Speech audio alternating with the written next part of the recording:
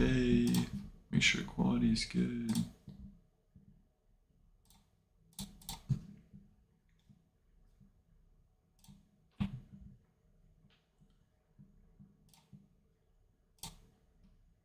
Where do you go to school at?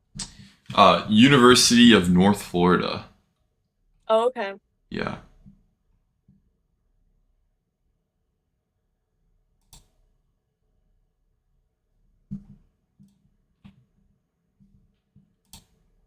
All right. I think we're good to go. Let's start this thing. Right. So, okay, if you want to introduce yourself, your name, your background, where you grew up from, the school you run for, and maybe one thing, one hobby you like to do outside of running. All right. Okay. You, Wait, do we start now? yeah, you can. Yeah, you Sorry. can go ahead. No, you're fine. You're fine. You can go ahead. Sorry. Okay. Hi, my name's Katy Zang. My running background, I started running my freshman year. Distance wise, I was a sprinter in middle school. I started doing sprints my eighth grade year. I ran for Teays Valley in Ohio, and now I'm running for Indiana University. And another hobby that I have is playing Roblox. Okay, okay, I can get behind that. There's some there's some pretty fun games on Roblox. I'm not gonna lie. Yeah, there definitely is. Um, So, okay, I just want to get right into this thing because when I was doing some research on you and trying to figure out, like, your background, especially maybe your freshman and sophomore year, I was just like looking at the difference, even maybe your junior year, of just like how insane your progression has been. Like, I don't think I've ever seen someone run a national record and then have, not to say that your performances your junior were poor, because I'm sure, like, I think you ran like 10:20 your junior year, maybe something like that. I was in the 10:30s. The 10:30s. So Yeah. 10, not to say 10:30, especially for a girl, isn't bad. Your junior year, but like you typically see people that run those records. Maybe they get really close to it their junior, and then their senior they put it over the edge. So I'm just like thinking to myself, like, how in the world would you able to do it? What was that? The training, was there even a crazy training differential between your junior and senior, or you just knew that, like, I had to stay consistent with the plan, I had to keep going with it, I trust my coach, I trust my teammates to get there? So, like, can you explain a little bit, behind that process? Yeah, so actually something kind of different that I changed was the environment that I was in, which really impacted a lot of my running. I started distancing myself from some people who were not the greatest and started doing a little bit of my own training Mm, because what I was doing with at my school just was not working for me, and I felt trapped and I felt like nobody was listening, and I was just in an endless cycle of asking for help and then just getting downplayed over and over and over again. So me and my family took things into our own hands, and we kind of all sat down together and we built a training plan together, and we're focusing on finding better people to hang out with or surround myself with and staying more focused on the goals of what I wanted. And I also had just come off of a very bad cross country season. Well, it ended pretty good, but the start of it was horrible. So I kind of took that with a grain of salt, um, and kind of used that to push me a little bit. And just everything I had been through these past few years, I took that and used that all as motivation to really push myself and give everything I could for my senior year of indoor track. Obviously, I wasn't able to come back and do that great for outdoor track because I was out, but yeah, so it was really my environment and changing the training on what I needed, like increasing my mileage a lot more than what I had it originally. okay, okay. So you just completely distanced yourself from the environment you were in. You said, hey, if I really want to take a next step in my training and maybe my athletic journey in general, like, I got to forget about whatever that was going on. And sometimes it's really hard it's harder to do that than you think it is, because you kind of, if I can make assumptions based on what would happen, because I'm sure you don't want to out anybody, and you want to keep things pretty neutral for now, but I'm sure it was very hard because maybe you feel like there is a little bit of judgment there of like, oh, I'm better than you or something else. And in my personal opinion, I think you made the smart move, and it's not anything like that. It's like I don't fit with you guys. Like we obviously don't do well together, and maybe you guys are going to do so much better without me. I'm not the correct piece for the puzzle. You know what I'm saying? So like, and I've been there in my career before where I've just realized like I'm not going to really get any better, and if I'm not going to get any better for the team, then maybe I'm not even in the right place for you guys. So it can be really hard, but I think you did make the right decision, not just with your performances, but throughout your senior year. From what I saw on my end, obviously social media is very like positively influenced in the way that like a lot of people would just post their performances, and then you don't really see like people like posting bad races or anything like that. It's usually a very positive thing. But from what I saw, you definitely seem like very happy, like very enthusiastic, very happy with all of it, because it was like from an athlete's perspective, I could kind of see into you and be like, oh my God, what she's like, she actually like, she feels this really like insane feelings of excitement because, oh my God, I actually did it kind of thing. So it was really cool to see that. And I think I especially saw that when you won back-to-back titles in the mile and 2 mile in indoors nationals, because it wasn't just like, oh, a fluke thing. We're like, oh, I won one title. It was like I won the second title. And I don't know which came first. Did you run the mile or the 2 mile first in that? I ran the 2 mile first, and Okay. I dropped into the 1 mile last minute. Yeah, so after you won the mile, I was like your reaction after, I was like, oh my God, she is so happy right now, because that's just like a face of somebody that had so many not just doubts from other people, but doubts of herself, and like actually overcoming that journey. And as we both know, a lot of this sport is mental. It's not just physical. It's a lot of it's very mental. So, but I was very amazed by that, and I thought that was pretty cool. So, Yeah. but so now I'm gonna get into a little bit of your training. Like, first of all, are you trying to build back up for cross country season right now? Yeah, Okay. I'm done road racing for now. Okay. So sadly I have to wait till cross country to race again. But yeah, I'm really building up over the summer, and I should be getting to 60-ish around my peak cross Okay. country. Okay. Is that like, is 60 miles per week? Is that something you've done before, or this is something new for you? Yeah, I was doing 60 miles when I was right on my peak for the indoor 2 mile. So that's kind of like my sweet spot. Okay. Okay. I got you. So you're very like, you like the higher mileage. You enjoy like putting in a lot of miles, because there's just because you're a quote unquote distance runner, and you run longer distances. There's people that, like, I know that only do like 40 miles per week and still run insane times. It's kind of just, it's very personal preference and like how your body works, stuff like that. Some people like you can handle a lot of miles and run really fast, and some people can't really, but they focus more on like speed, endurance, and really like getting in the weight room and getting stronger. So I was just curious on that part. But so is this been like a slow transition from your freshman to senior year where you've constantly built up, or have you just like your freshman year you just been go go go with the high mileage? Well, my freshman year, I actually hated running, so I would go out and I would just I would walk most of my runs. Okay. So I was really only doing like 20 miles a week, maybe. Wow. Yeah, freshman year was definitely not not a great year. I'm glad I stuck with it, but I hated it. So, but then my sophomore year, I was still running pretty low mileage. I was around 25 miles. And then my junior year, I kept getting hurt, so I was just cross training like every single day, I felt like. Yeah. I didn't really have too much consistent running. And then senior year, I was really low mileage at the beginning of cross country, and then I realized that wasn't working, so anything would have helped at that point. So I made a crazy jump from, I think I was running 25 miles, and I jumped up to 50 miles the next week, Wow.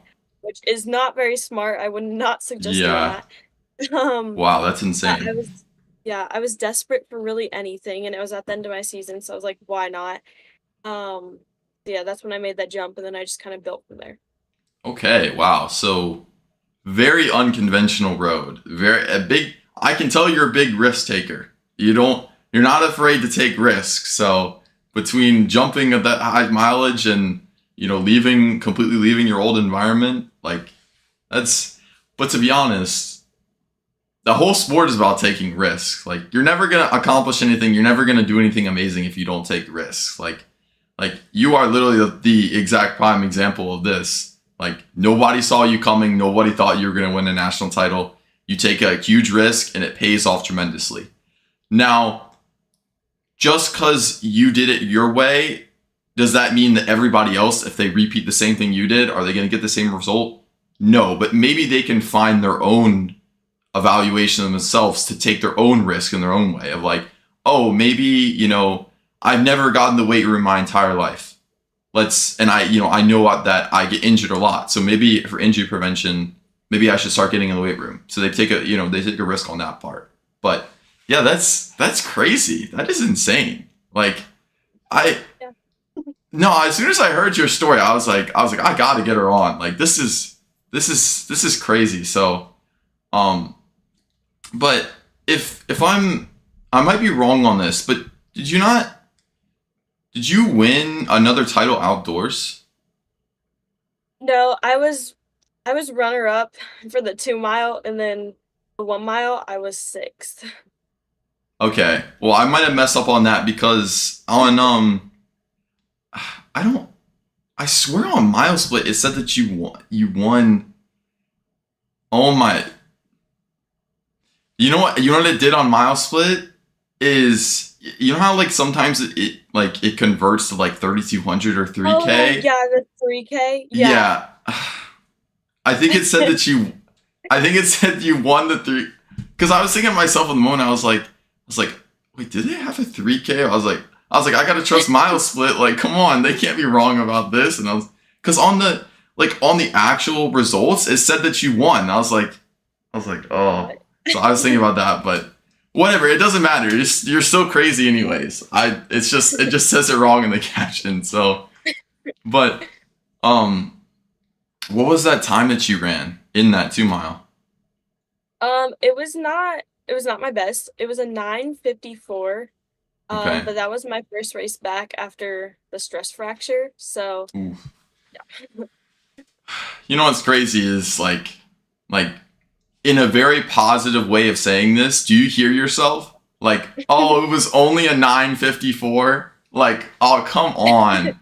Come on, please. You're insane. Like you're crazy. 9:54? Oh, only a 9:54? What I mean, a 9:54 that still ranks you what, top 15 in the nation? Something like that? Yeah. Like you after a stress fracture, oh, only a 9:54? Like, oh my gosh. But so yeah, I'm just thinking like what okay, let's deep dive more into your training because I'm very curious about this. So you skip from 25 to 50 miles per week and then you eventually get to 16 miles per week. Like what on a day-to-day basis, maybe on a weekly basis, what do you like to do? Like break down like, oh, I do this on Monday, this on Tuesday, I know it's not the same every single week, obviously.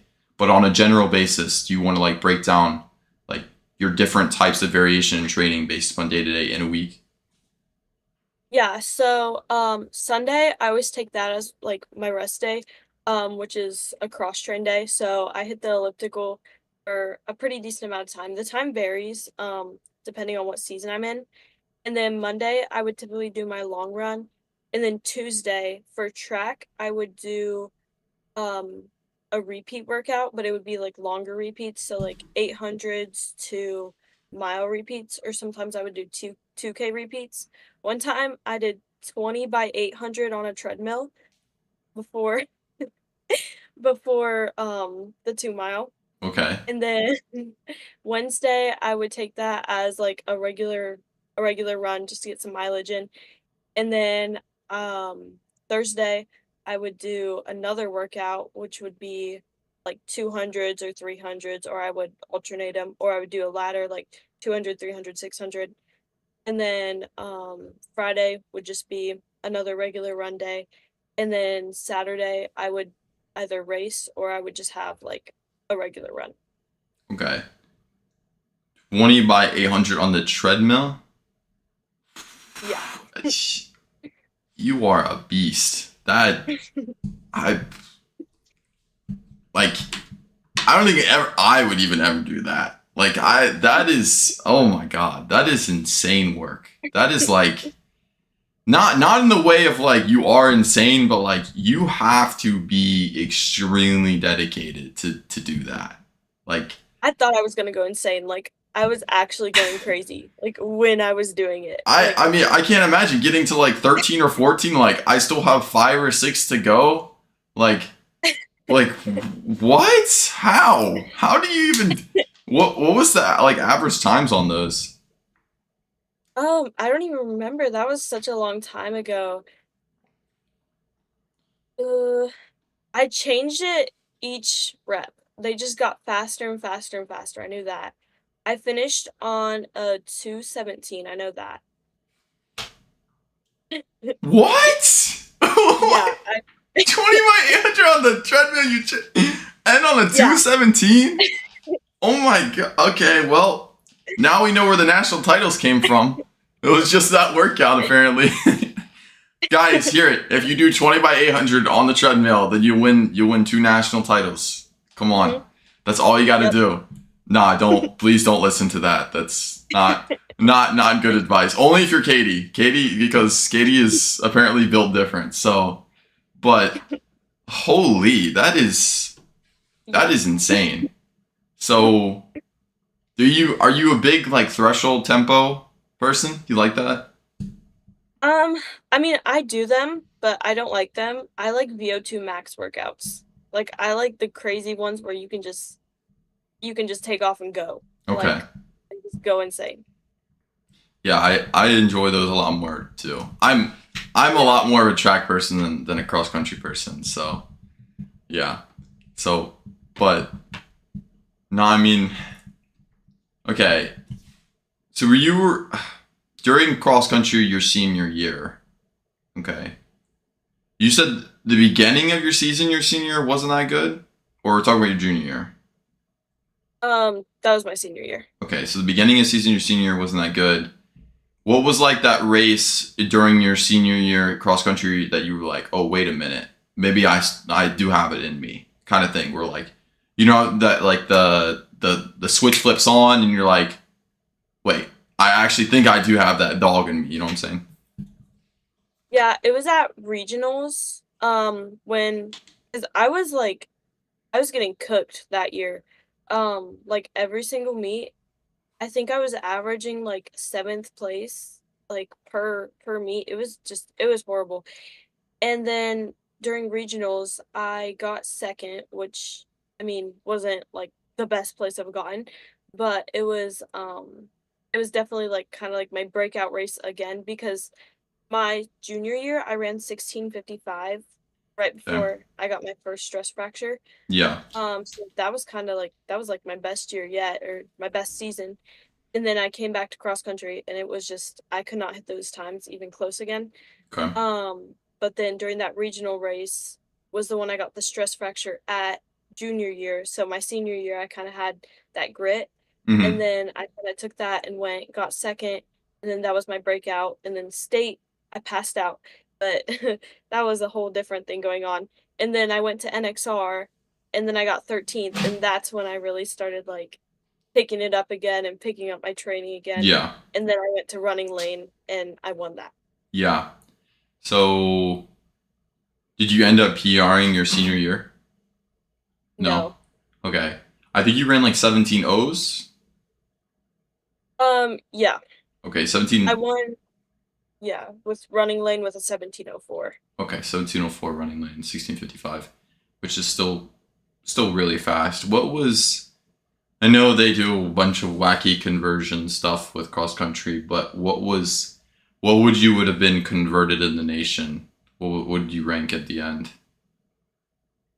I think I ended up being like 50th or 45th, something Really? like there. Really? Yeah. So there was a lot of girls in the 16s. Yeah, it was a crazy past year. Like with Dudek and Summer Wilson Yeah. and Sunny Weber, like, Yeah. yeah, it was crazy. Yeah. What did you rank your junior year? My junior year, I think I finished 16th. Okay. Yeah. Crazy. Look at this. 16:55 to 17:04. That's only a 9-second difference, but a 35 difference in placement. That is crazy. Now, give or take, there's going to be some weird conversions, altitude conversions, blah, blah, blah, stuff like that, which I don't know if you just saw this or not, but this will apply to, yep. Okay, so you know what I'm going to talk about. Let's actually talk about that for a second really quick. What do you think about that? Yeah, I mean, I guess I don't think it's really fair because if you're running at altitude, then that really messes with your time. But then I guess we should convert for humidity and Yeah. heat and all that. So I guess you have to take multiple things into consideration. But I feel like we should convert still for altitude. I'm a little borderline on it as well. I think your point is great where it's like it kind of has to be an all or nothing deal. And in a perfect world, I think an all would probably be better than a nothing, except it's just so hard to like account for all those things. It's like, but I don't know. It's going to be a little harder for those schools towards the mountainside now because then they're going to be more incentivized to travel to the East Coast. But it's like some of those schools, especially the smaller Division I schools, they don't have enough of funding as the bigger ones to travel that far. You know what I'm saying? So yeah, I don't know. Like, I mean, I don't know. We'll see. Obviously, when it comes to championship season, it's whoever places well in the day. Conference, regionals. But if you want to be like, if you want to go to the more competitive meets and run some of the best times during the regular season, you know, then I don't know. We'll see. Is it going to make that huge of a difference? Like, I don't know. I think it's just there has been.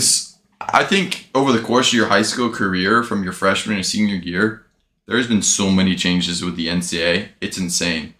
Yeah, there definitely has been. Like with the, I bet your recruiting process was like really like crazy weird. How you just every single time you look on your phone, it's like a coach is like, oh yeah, by the way, we're gonna give our seniors another extra year, and you're like, what? You're like, or by the way, oh yeah, remember how we guaranteed that roster spot? Yeah, we don't have any more roster spots for you anymore. Like, yeah, it is insane. So yeah, it felt like a new rule like every week. It's been crazy. So I want to actually get into that for a second. How I know there's some things you're allowed to talk about, some things you're not. You know, the convention confidentiality. But if you want to explain as much as you can about your recruiting process and like when was the first school that reached out to you? What year? You know, what time was this? You know, did you feel like you had a good connection with them? Was it pretty easy? Like, I know there's like a million different variables and things that happens with this, but let's go basics. I'll ask you a question at a time, so it's easy like that. What?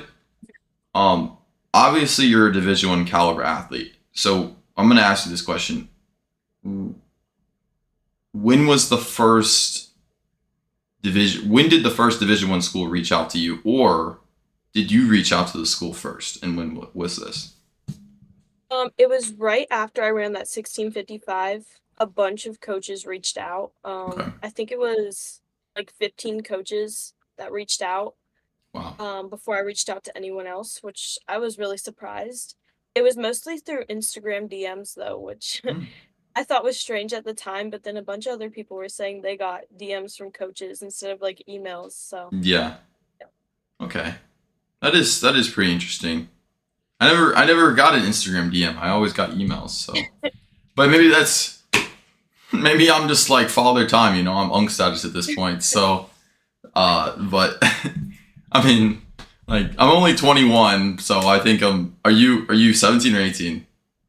I'm 18. Okay, so I'm only 3 years older than you, but somehow in this generation I'm ancient, so I get put in the ancient category, which I think is funny. But uh, anyways, so you ran 60-55. Bunch of coaches reached out to you. Were a majority of them Division 1 schools? Yeah, I know I wanted to go Division 1 because I like all like the stage and the big lights. So I don't think I talked to any Division 2 and Division 3 coaches. I Okay, still think you definitely should. Um, I just know I definitely wanted to go Division 1 because I wasn't a super like I'm not an academic person like at all. okay. So to go to college, the only reason I wanted to go was for sports. But if you're looking for academics and sports, definitely look at Division 2 and Division 3 schools. Don't cut those out. I That is some very good advice right there. That's what I tell a lot of the high school kids that ask for me for recruiting advice in my DMs and stuff. Is like it's like you gotta know what you want going into school. Like, and unfortunately, if you go to school and you choose something that I always say I think it's a lot different from you because you are like that very, very top percentage. And you you probably you've shown the capability to go pro in the sport one day. Maybe you're not exactly there yet, but you are in that top percentage of like, okay, I have a legitimate chance. But for anybody else that is a Division 1 caliber athlete, but like it's like, should I do this? Should I not? I always say it's better to go to the school you're going to graduate from. Like, Yeah. it's always better to go to school you graduate from because we both know that you could go off to school, you could get to no, I'm using you as an example. I'm not saying this is going to happen. I'm going to knock on wood for you, but you could get to Indiana and next year, you get injured and that's like the end of your career. And it's like hold on, I'm at Indiana, like what do I do now? Like obviously transfer portal exists, but it's like, oh, if you go to school for running and you get injured and you've spent a bunch of money on this, now you're probably on a high scholarship, if not full ride. But if I was somebody else and I was in your position, you get what I'm saying? Like, it's way better to choose the school you're going to graduate from, especially if you know that you like school too, and you know that you want a career out of something else besides running, because going pro in any sport isn't for everybody. It really isn't. It's it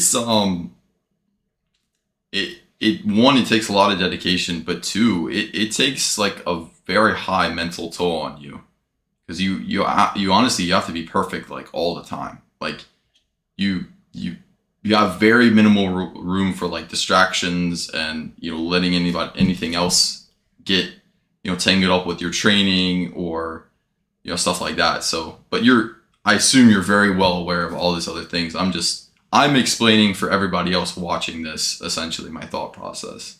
So, but yeah, so you got a bunch of you reached out to you after you ran 16:55. When did you know for certain you were going to go to Indiana? I knew for certain after I took the visit, I really liked the coaches, Okay. and they've like they've been by my side even through my worst seasons. And even though I didn't have like the best grades to get into their school, they still helped me get in and everything.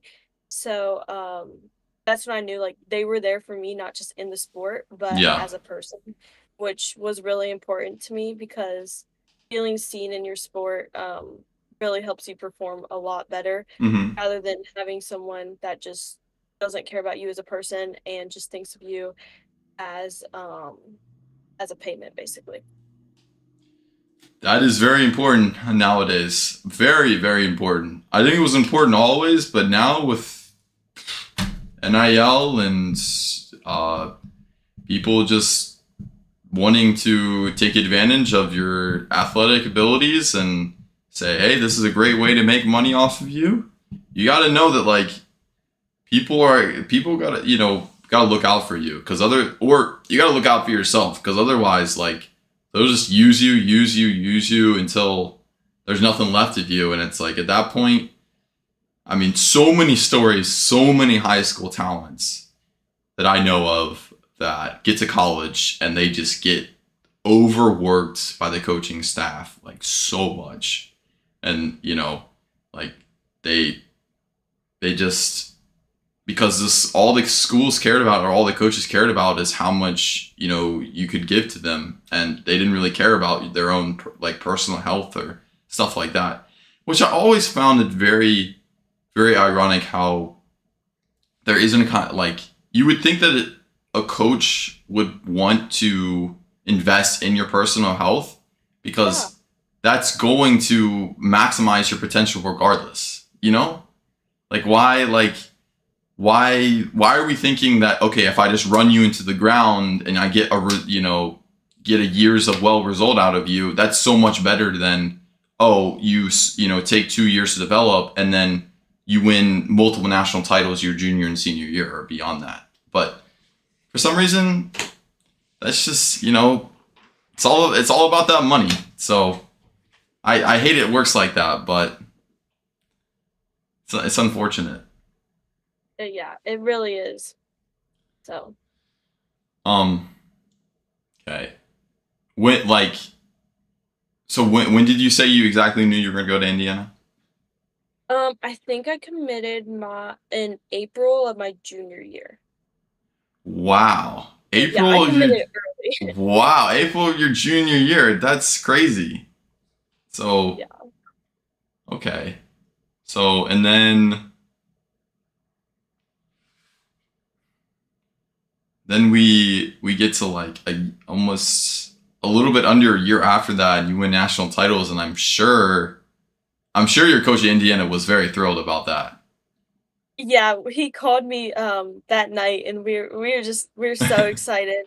And he kind of knew like other coaches were DMing me and it was like, "Oh, come to this school. We'll give you this. We'll give you this. We'll give you Yeah. this." So he was just making sure I was still going there. But Really? but yeah. Really? That's crazy. Was it just a verbal commitment or did you actually sign by then? I signed with them my senior year Okay. in the spring sometime. I don't remember when that was. Oh wow. So you committed. That's a crazy gap in between you committing and you signing. So I guess legally speaking, they're allowed to still do that because you was only technically a verbal commit. But like you would think that as a coach, like oh, if they've committed like this early, they probably really want to go there. Mhm. So you know this is up to you whether you want to say this or not, but did you get like an organ's attention, or did you get like a um like a I'm trying to think on the female side for cross country and track who won the NCAA's last year in 2025, who won female who won the girls side for cross country? Do you remember? BYU. BYU. Did you get like a BYU's attention? I can't. I don't want to say who. I don't know if I'm allowed to say who Okay. DM'd me, but it was a lot of big schools. I'll say Okay. that. Okay. Okay. We'll Yeah. infer from there. Yeah. I know.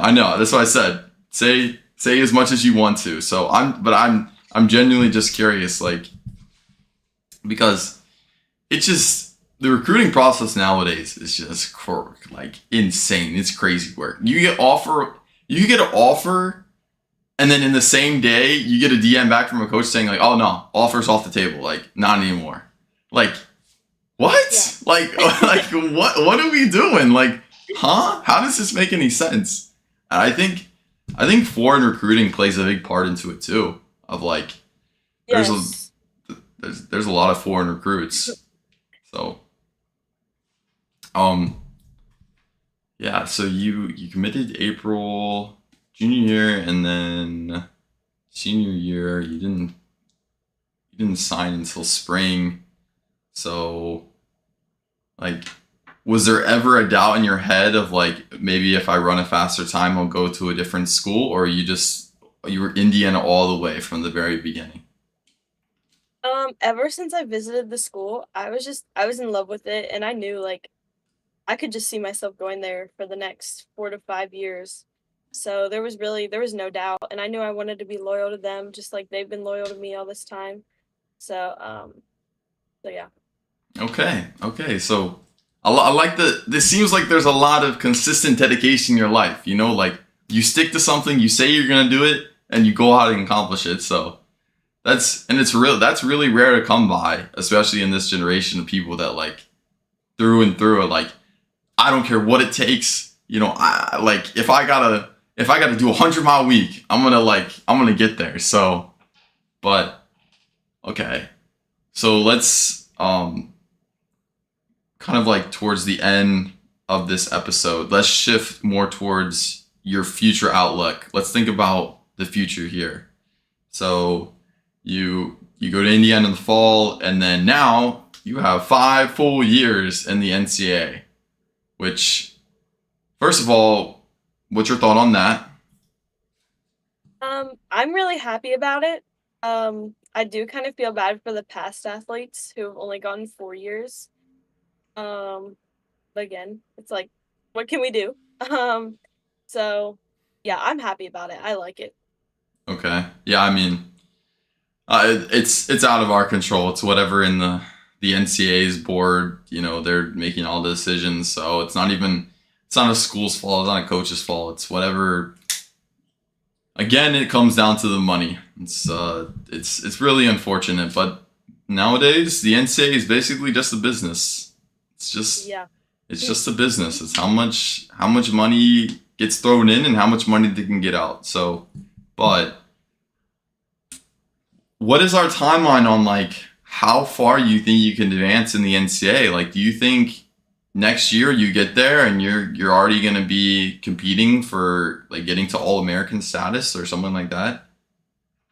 Yeah, so I actually just ran a 6K. It was the USATF 6K championships, and I got an 18:53. So I feel like, and that's 22 seconds I think off of Jane Hedegren's personal record.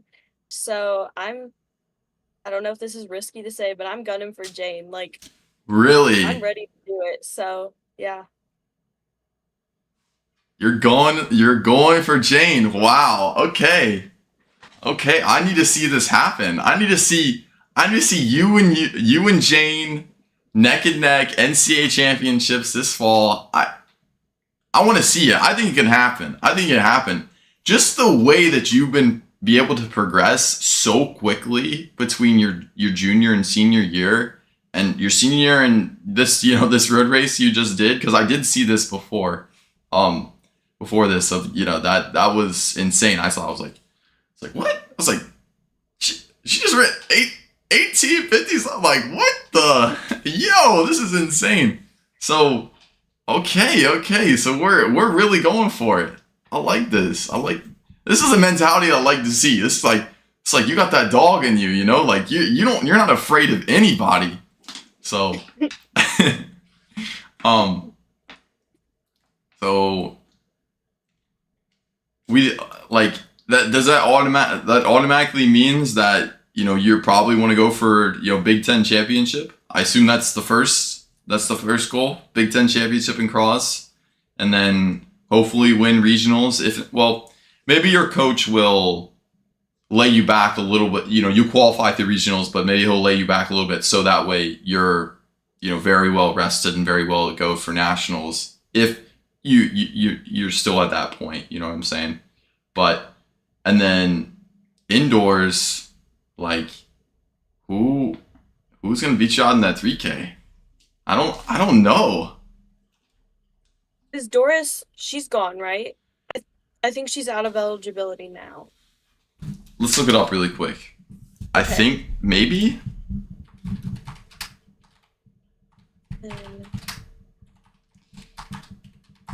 You might be right on that, but I double check.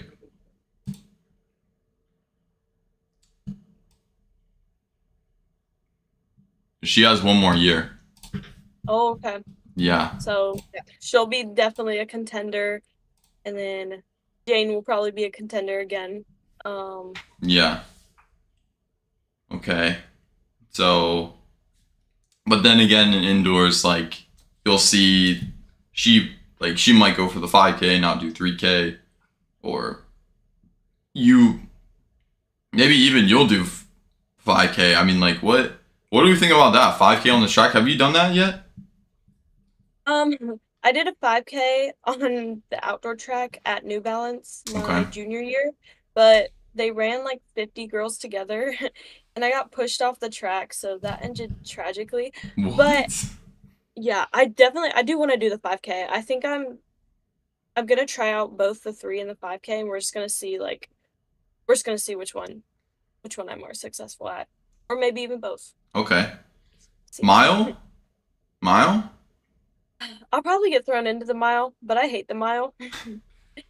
Like, I hate anything under 2 miles. I guess the 3K is under 2 miles, but around 3K. 3K and up. I get what you're saying, yeah. So, will we ever see you run an 800 for fun? The 800 is not fun, so hopefully not. Oh, come on. You gotta break 210. You gotta break 210. You're at 217 on the treadmill at the end of 20 by 800, okay? Like, yeah. Come on. I know you can do it. No, I'm messing with you. Whatever you want to do. Obviously, you're probably more, versed in the 3K or the 5K, 2 mile, whatever. But now, what I think I will see you in is probably 10K outdoors. Something tells me you're pretty excited for that. Yes, I feel like the longer the distance, the better I get. So I'm definitely aerobic and not anaerobic. Okay, I got you. So later down the road, after your college career is over with, or maybe you get so good where you go pro in a few years, in college, but maybe like let's just say worst case scenario, you finish up school, but you still want to run professionally. Like, are we thinking like, are we gonna be a half marathon kind of person? Yeah, okay. Definitely. Okay, so you definitely really like the long distance stuff, but you said that you like track more than cross country. So how does that make sense? Yeah. Well, I like all the hype of track, because cross country, it's like nobody really knows about it, I feel like, which is kind of sad. And also track is just so much faster. Like, you have all those people like around the stadium, and when you're on the final stretch of like the 2 mile or like the 5K, and there's actually people there for it, I like that more. That is true. I like that. That's valid in saying that. That's a valid argument right there. I 100% like track more than cross country. I think like cross country was fun in high school because I think it was a really great bonding experience with my like teammates and stuff, and you make a lot of friends because you actually feel like you're a part of a team. But once you get to college or once you get to the pro level, it's like cross country is just, it's kind of like miserable. It's like, how can you survive, kind of thing. Because I don't know if you saw this, but 2 years ago, and on the men's side for the NCAA championships on cross country, I believe it was at UVA. It went out in like a 2:31 1K or something like that. Oh yeah, Yeah. that was insane. Yeah. No, like that's what I'm saying. You just like you go out through 2:31, you still have 9K to go. Yeah, Like it's literally just you gotta fight to survive. Like you gotta finish. I mean, yeah. that was crazy.